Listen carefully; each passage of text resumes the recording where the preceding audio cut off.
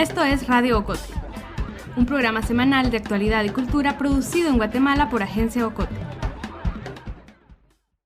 I'm declaring a public health emergency of international concern over the global outbreak of novel coronavirus. The main reason for this declaration is... El primer caso de coronavirus fue reportado el 17 de noviembre del 2019 en Wuhan, China. El 30 de enero, el presidente de la Organización Mundial de la Salud, Tedros Adhanom, quien escuchan detrás de mi voz, declaró una pandemia a nivel mundial por el virus. 42 días después, el presidente Alejandro Yamatei confirmó el primer caso en Guatemala. Al momento en que fue realizado este podcast, 188 países reportaban casos en su territorio.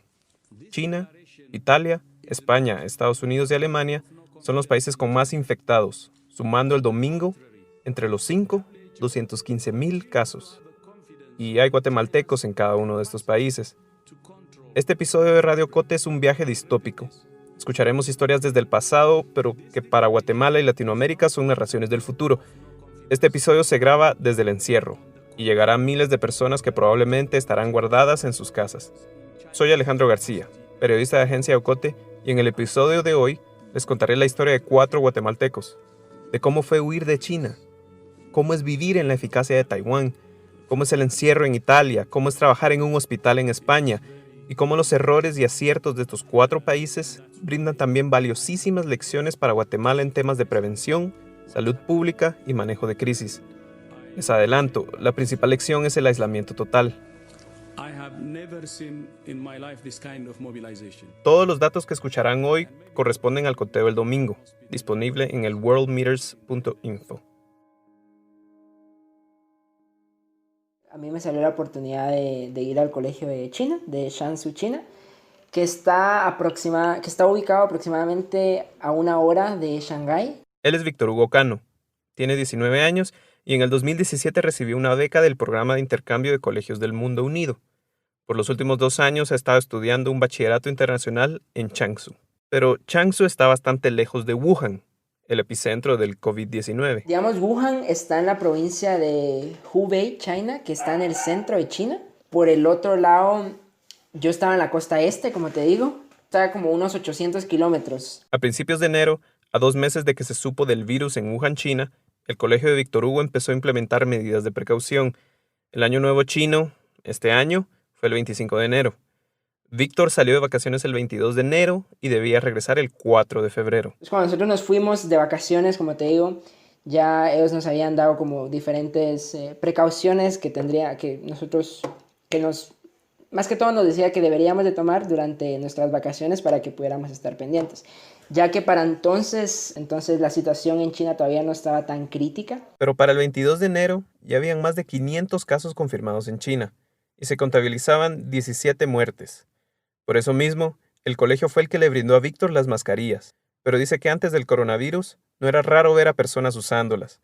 La contaminación es tal que la gente la usa todos los días. También creo que es importante decir de que en China la mascarilla no es un producto que podría llegarse a tener en escasez como lo tenemos ahorita en Guate. Una semana antes que nos fuéramos de vacaciones, el colegio ya había empezado a tomar la temperatura de los estudiantes al entrar al campus.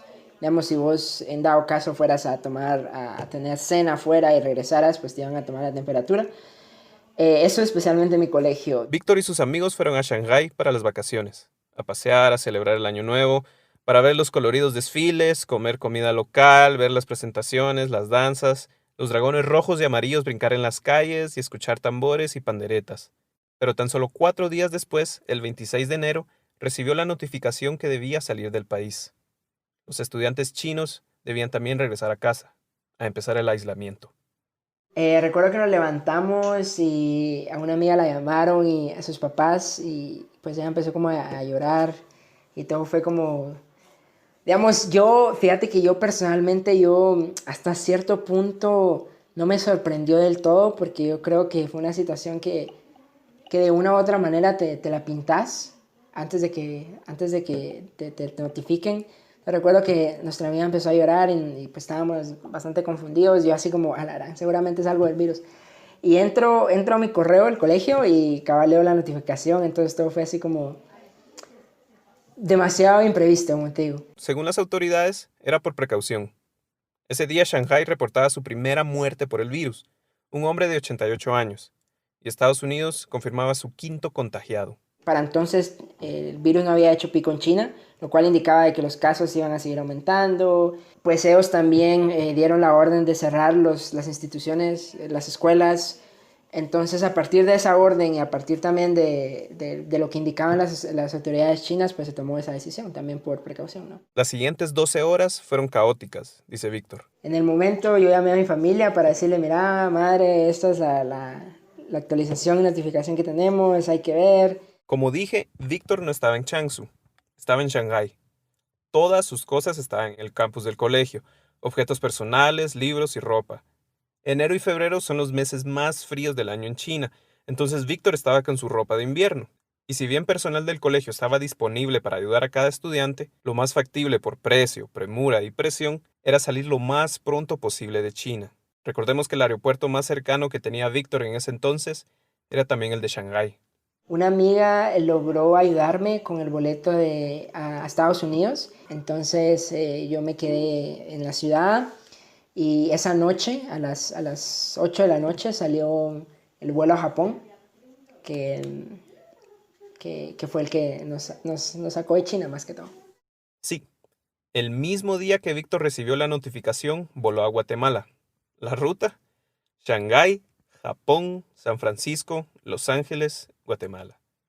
A los días que Víctor regresó a su casa en el periférico, Changshu también suspendió labores. Y si bien a la semana de salir de China Víctor empezó a recibir clases virtuales, no sabe aún si va a poder regresar a Changshu, a recuperar sus cosas, a recibir el diploma, a ver a sus amigos.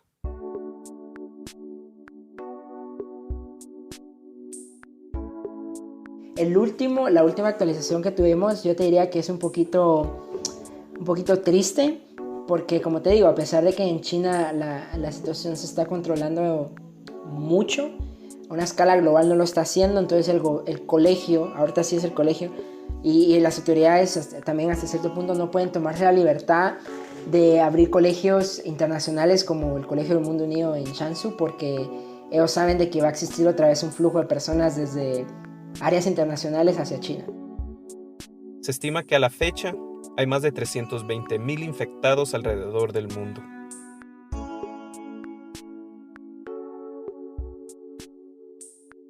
Andrea del Valle lleva 10 años viviendo en Taiwán.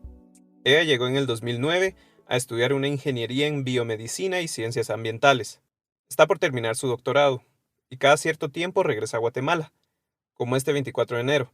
Pero es que Taiwán, digamos, está a otro nivel en cuanto a prevención.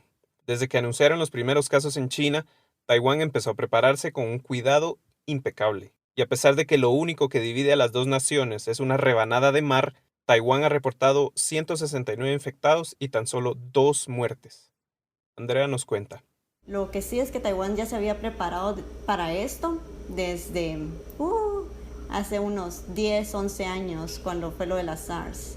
Y desde que hubo ese brote así de la SARS y ese problema, ellos empezaron a hacer, digamos, su equipo de médicos y el equipo que iba a estar así como que involucrado si había otro problema así de un outbreak de viruses en el futuro, ¿verdad?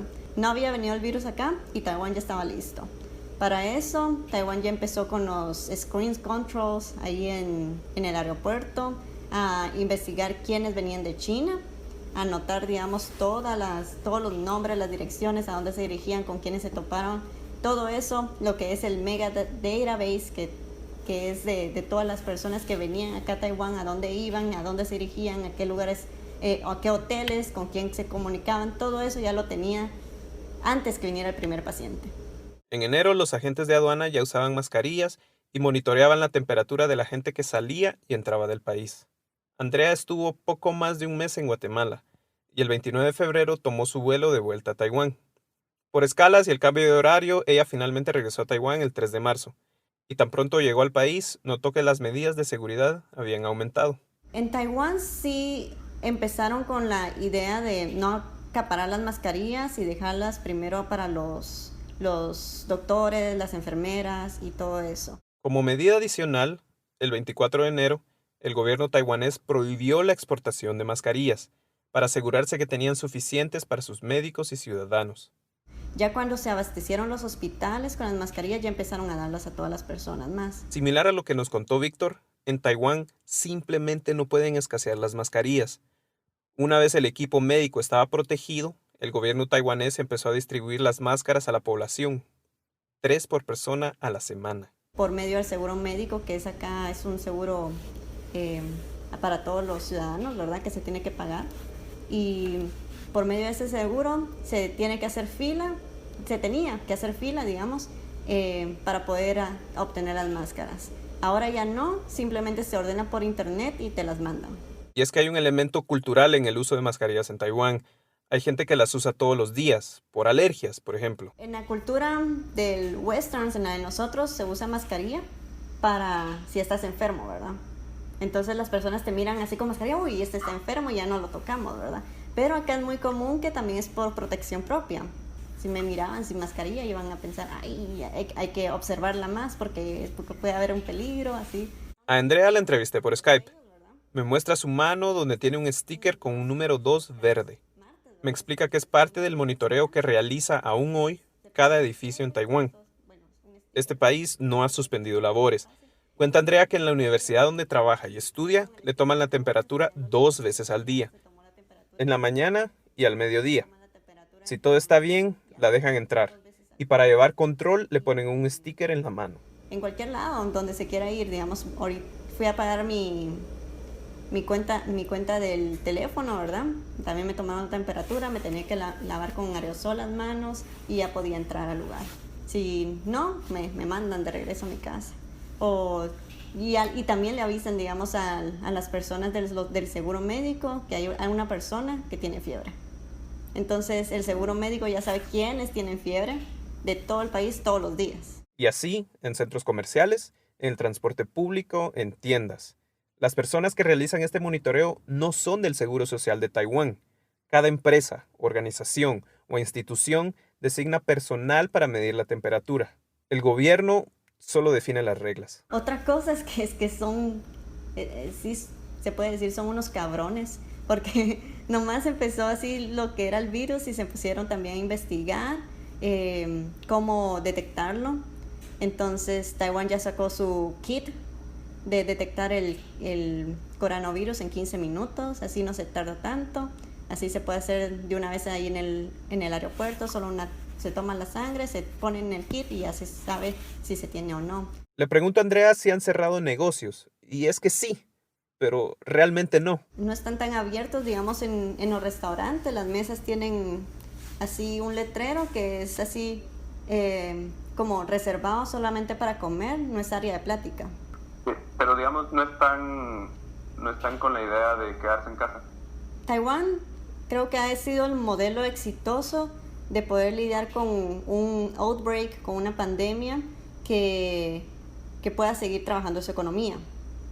Tenían, digamos, ya controlados quiénes estaban infectados, de dónde venían, con quiénes se habían topado. Ya tenían todo ese mapita así, entonces los pudieron acumular en un hospital. La eficacia matemática de Taiwán es envidiable. Como dijimos, a la fecha reporta 169 casos de coronavirus y tan solo 2 muertes. El día que Taiwán reportó más personas contagiadas en el país fue el 20 de marzo con 27. Y no son casos domésticos, son taiwaneses que se contagiaron estando en Europa. Wuhan, el epicentro de la epidemia, y Taipei, la capital de Taiwán, están casi a la misma distancia que la ciudad donde estaba Víctor Hugo. Pero es que el drama de Taiwán, como bien dijo Andrea, fue hace 10 años, con el brote del SARS, que infectó a 346 taiwaneses y mató a 73.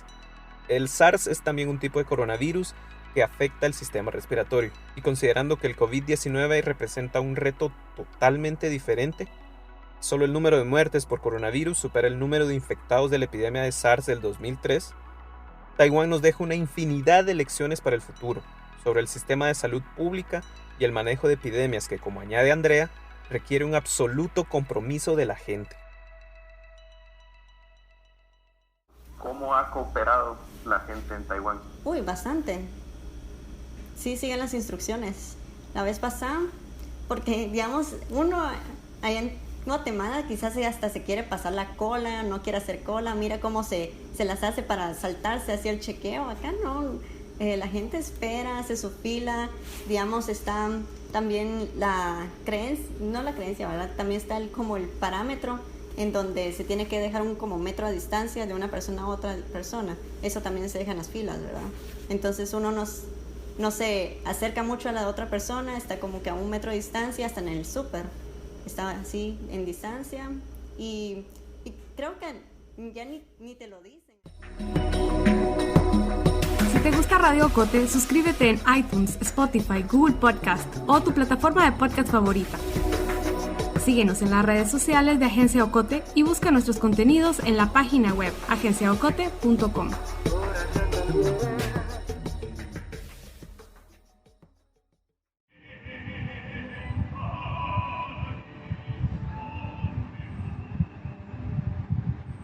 Escuchan a Marco, el vecino tenor de Isabel Recinos. Isa está en Italia, en Milán. Desde hace 2 años está estudiando una maestría en Artes de Diseño de la Comunicación en la Academia de Bellas Artes.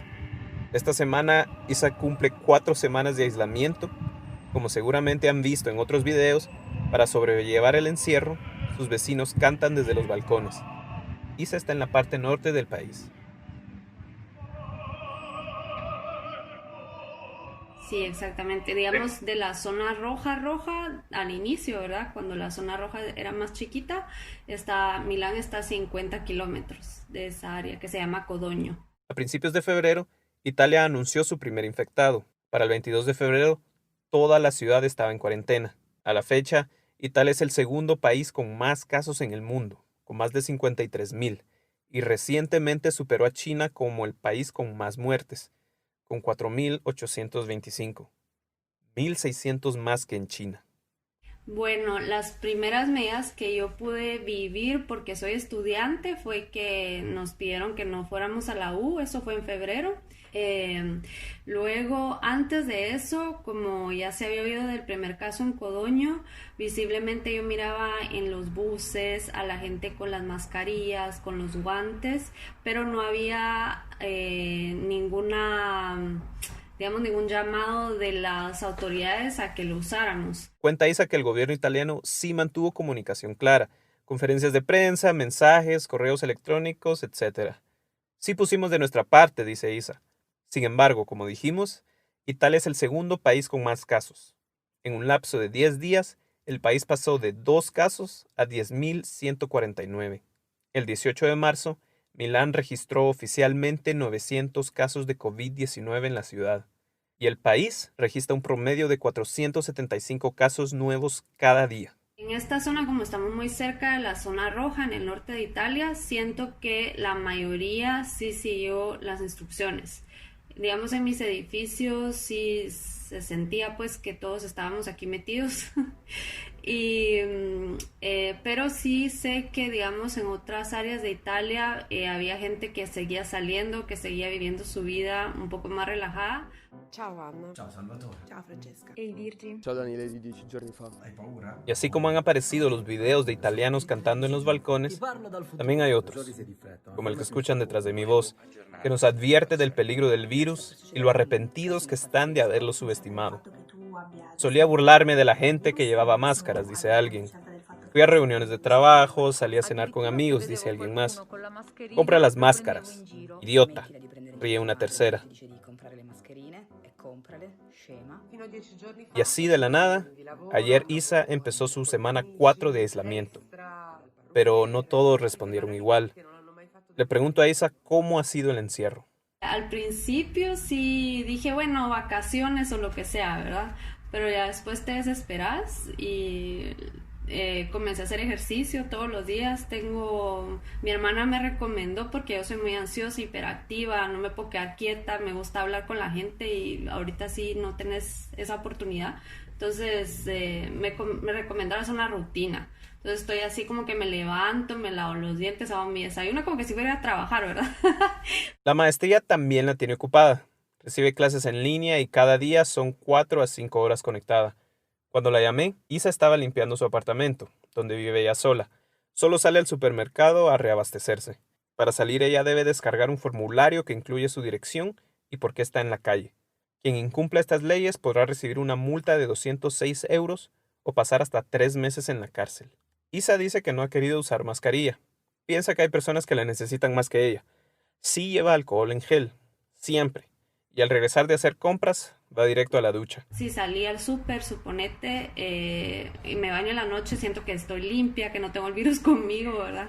Isa asumió el aislamiento con rigidez, disciplina y empatía. Le pregunté si tenía algún consejo para nosotros en Guatemala, a una semana que empezamos el aislamiento. Para las personas hiperactivas como yo, mantener la comunicación, mantener contacto con la gente, no aislarse, porque los días pueden pasar y a veces no sabes si es sábado, si es viernes, si es martes, ¿va?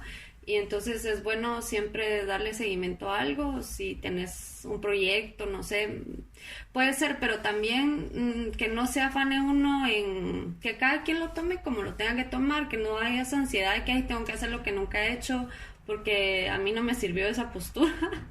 Y lo que sí creo que es muy sano es hacer ejercicio.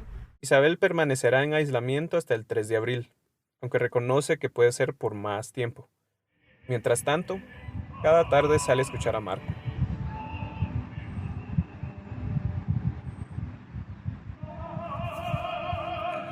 Señor presidente, doctor Yamatei, soy Álvaro Gutiérrez, soy médico. ¿Reconocen este audio? Graduado en Guatemala. Lo subió el médico y cirujano quetzalteco Álvaro Gutiérrez Valdizán, graduado de la Universidad Francisco Marroquín. Álvaro hizo las prácticas en San Juan Zacatepeques y las residencias en los hospitales públicos de Guatemala. Vive en España desde hace 9 años y, como escucharon, está en las trincheras. Es médico geriatra en el Centro Sociosanitario de Barcelona. Es uno de los médicos tratando el brote de COVID-19 en el tercer país más afectado. Para finales de la semana pasada, España reportaba 28,000 casos, 1,000 más que Estados Unidos. No debe haber gente en las calles, solo las necesidades básicas.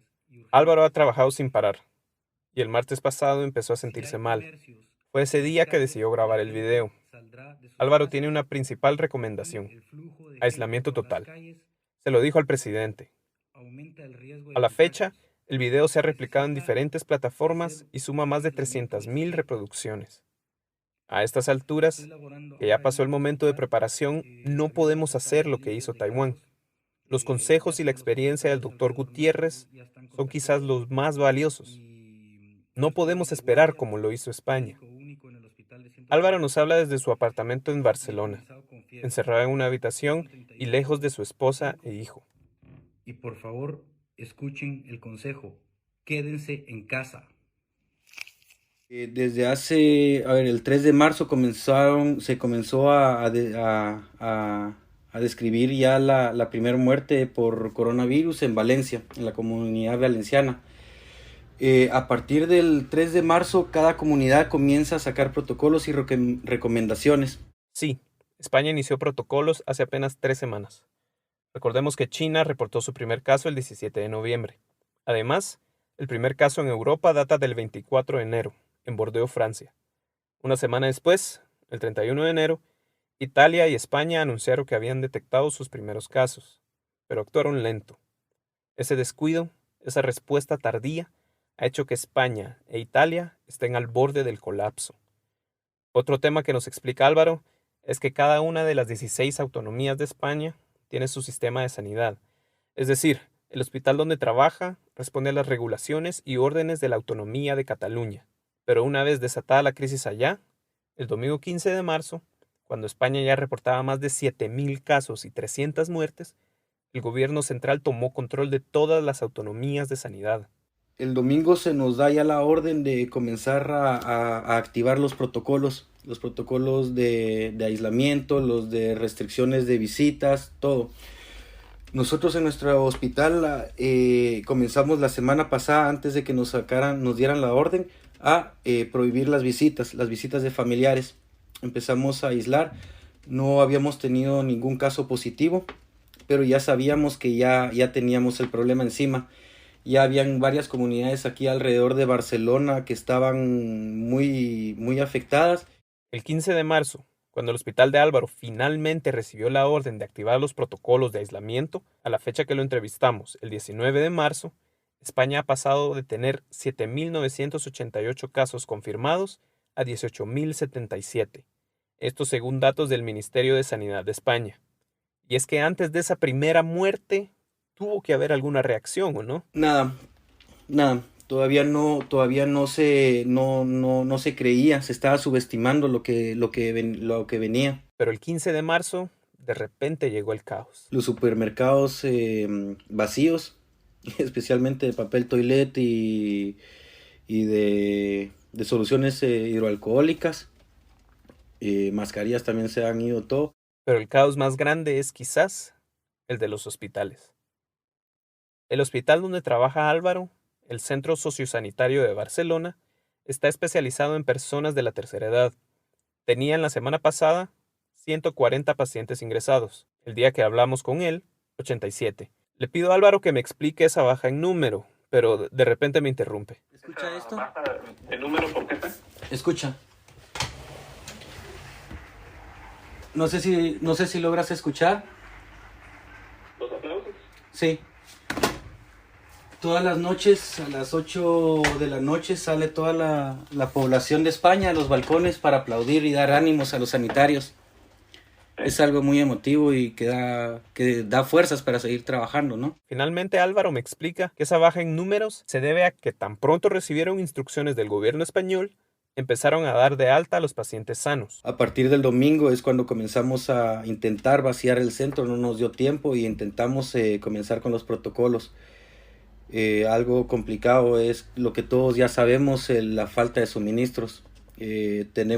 Ahora tenemos equipo solo para 5 días y siendo los equipos que no son los adecuados. Te comento, nosotros recibimos a todos los pacientes ancianos de los hospitales de agudos, ¿no? Para continuar los tratamientos y continuar toda la convalecencia o los cuidados paliativos que requieran los pacientes. Nosotros en principio no teníamos ningún caso declarado positivo, no teníamos. Hasta el lunes que empieza la primera compañera doctora con fiebre, se va de baja. Álvaro cuenta que los pacientes que reciben llegan con hipertensión, enfermedades cardiovasculares, bronquitis, EPOC, enfermedades oncológicas y dice que muchos tienen tos. Claro, todos están cubiertos, pero para empeorar las cosas, el martes 17, Álvaro comenzó con fiebres también. Cuando hablé con él me dijo que se sentía mal. Además, tenía malestar y le costaba respirar. Y durante la entrevista me confirmó que ya son 3 médicos en su hospital que presentan estos síntomas. Es decir, 50% del personal. Sí, su hospital cuenta con 6 médicos y 3 de ellos ya están enfermos. Cada uno hace turnos de 24 horas, cada 3 días, y el Servicio Catalán de Salud indicó que los médicos de su autonomía solo pueden estar de baja 7 días.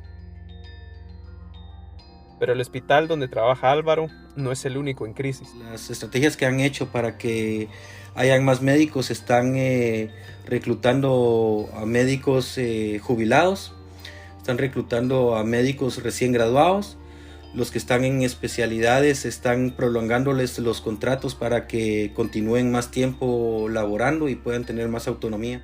El sistema español comienza a colapsar. Afirma que España tiene los mejores sistemas sanitarios del mundo y profesionales muy capaces, pero dice que el virus no es cualquier cosa. Cuenta que otros hospitales que tienen cerca, todos los pisos están llenos de personas infectadas. En Cataluña se han reportado 4.704 casos, 500 más que en Holanda, el 11º país en la lista. Pero los problemas básicos que estamos teniendo, que ha tenido Italia y ahora estamos teniendo nosotros, es la falta de ventiladores mecánicos. Ha llegado el punto que los ventiladores mecánicos están todos ocupados y hay que tomar decisiones de quién vive y quién muere. El 19 de marzo, cuando hablé con Álvaro, el presidente Yamatei confirmó el 9º caso en Guatemala. Un día después, el número ascendió a 12. El sábado 21 dijo que ya habían 17. El domingo ese número creció a 19. Para entonces, el presidente se había contradicho repetidamente. Tras confirmar el primer caso de coronavirus en Guatemala, Dijo, vayan a la playa. Al día siguiente empezó a limitar vuelos. El lunes 16 suspendió labores públicas y privadas. Y el martes 17 dijo que la gente podía salir mientras siguiera las recomendaciones. Le pregunté a Álvaro qué pensaba de las medidas que había adoptado Guatemala. Creo que está bien que se empiecen a tomar medidas, pero creo que tienen que ser más estrictos y observar todo lo que ha pasado en China, agarrar el ejemplo de China, de Italia y de España, porque por subestimar el virus y por ir tan lento es por las situaciones que estamos empezando a pasar, ¿sí? Creo que Guatemala, todos los países se tienen que poner más estrictos y más rígidos. Es el momento de hacerlo ahora antes de que sea muy tarde. Dentro de las medidas que sugiere Álvaro son organizar los médicos, enfermeros y el equipo médico, asignar un hospital específico para tratar los casos, aislar a los infectados de otros pacientes, conseguir equipo adecuado para quienes tratan con los pacientes y así evitar más contagio y conseguir más máquinas de ventilación y oxigenoterapia. Y claro, no podemos decir esto lo suficiente. Aislamiento total. Aislamiento total. Este virus no se va a erradicar fácil, no se va a detener tan fácil. Tenemos que esperar la vacuna, tenemos que ahora con estas medidas de contención lo que estamos haciendo es solo ganar tiempo. Tenemos que mantener las fronteras cerradas y tenemos que mantenernos cada uno en aislamiento hasta intentar controlar toda la pandemia. España ha tomado también 2 semanas de aislamiento para empezar. Son 2 semanas para empezar y luego se irá prolongando. Se irá prolongando por más semanas. Esta situación seguramente, sin duda, se prolongará unos 3-4 meses. No podremos salir bien. Desde la semana pasada en Agencia Ocote estamos trabajando para llevarles información relevante, veraz y útil sobre el coronavirus y los pacientes infectados en Guatemala. En nuestra página web, agenciaocote.com, pueden encontrar las verificaciones que hemos hecho sobre el tema en nuestro proyecto de verificación del discurso, detección de la desinformación y fact-checking, Fáctica. Además, te recomendamos una transmisión con la infectóloga Nancy Sandoval, que nos explica más del virus, los síntomas, cómo se contagia, el tiempo de vida del virus en superficies y cómo eliminarlo, además de recomendaciones generales. La doctora Sandoval es tajante, ordena aislamiento total. Este episodio, que usualmente grabaríamos en los estudios de Radio Sónica, fue hecho en casa. Cada entrevista fue hecha a distancia. Acabamos de lanzar también Fósforos, que son audios informativos con verificaciones de Fáctica sobre el coronavirus. Suscríbete a nuestras redes y envíanos tus preguntas sobre el virus. Mientras tanto, cuida a las personas mayores. Lávate las manos y quédate en casa.